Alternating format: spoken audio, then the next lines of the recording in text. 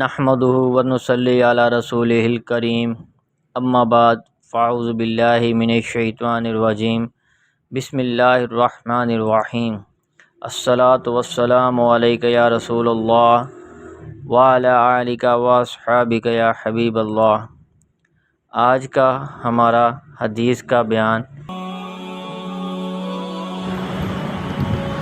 عبدالحمید بن محمود کہتے ہیں کہ میں نے انس رضی اللہ عنہ کے ساتھ جمعہ کے دن نماز پڑھی تو ازدحام کی وجہ سے ہمیں ستونوں کی طرف دھکیل دیا گیا، چنانچہ ہم ستونوں سے آگے پیچھے ہو گئے، یعنی ستونوں کے درمیان کھڑے نہیں ہوئے۔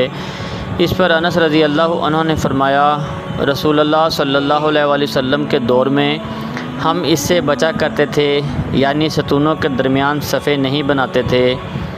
وضاحت: چونکہ ستونوں کی وجہ سے صف کٹ جاتی ہے، اس لیے جائز نہیں۔ الشیخ ڈاکٹر عبدالرحمن فریوائی حفظ اللہ، فوائد و مسائل، سنن ترمذی تحت الحدیث 229۔ ستونوں کے درمیان صف لگانے کی کراہت۔ عبدالحمید بن محمود کہتے ہیں کہ ہم نے امراء میں سے ایک امیر کے پیچھے نماز پڑھی، لوگوں نے ہمیں دو ستونوں کے درمیان نماز پڑھنے پر مجبور کر دیا۔ جب ہم نماز پڑھ چکے تو انس بن مالک رضی اللہ عنہ نے کہا، ہم لوگ رسول اللہ صلی اللہ علیہ وسلم کے زمانے میں اس سے بچتے تھے۔ اردو حاشیہ: یعنی اتنی بھیڑ ہو گئی کہ مسجد میں جگہ نہیں رہ گئی، مجبوراً ہمیں دو ستونوں کے درمیان کھڑا ہونا پڑا۔